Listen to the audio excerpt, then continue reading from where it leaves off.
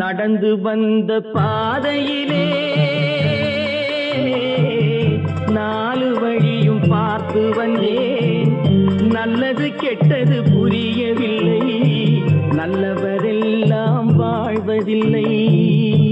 வந்தது வரட்டும் போடாதென்று வாழும் மனிதர் ஒரு வழியில், அவர் வாய் சொல் கேட்டு தவறுகள் புரிந்து வழியை மறந்தவர் நடுவழியில்.